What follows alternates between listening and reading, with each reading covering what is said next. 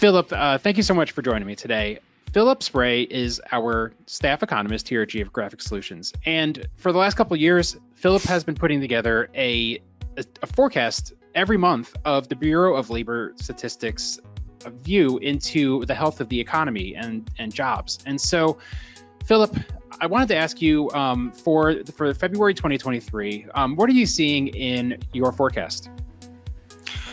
Yeah, thanks, Evan.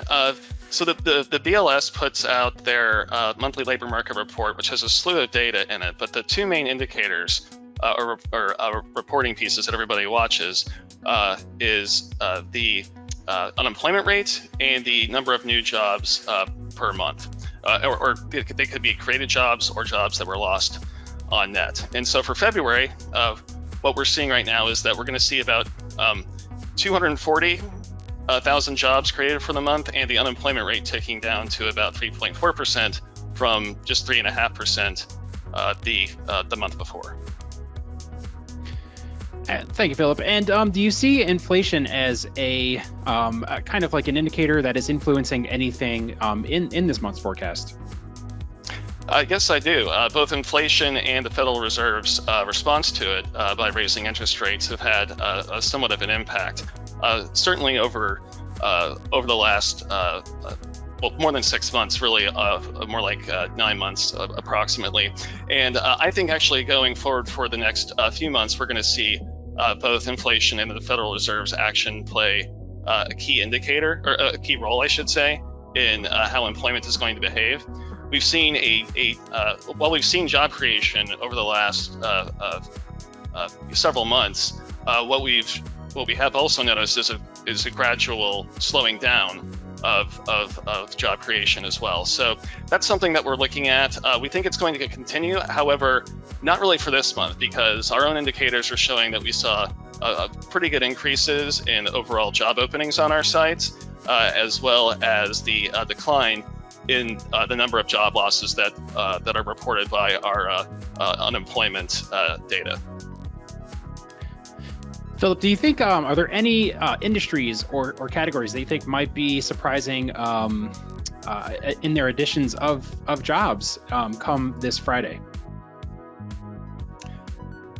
The surprises are, well, I guess by their nature, are hard to predict. I think that we'll continue to see some growth in the leisure and hospitality industry, which includes, a lot of activities that involve consumers going out of their homes and participating in activities like going to restaurants, sporting events, hotels, different types of travel. We'll continue to see pretty substantial job growth there, simply by virtue of it just being in such a big hole at the start of the pandemic. It was far and away the most it was the most severely affected by the lockdowns, and it's still, I think it's really the only major industry that has not caught up to its pre-pandemic level of employment.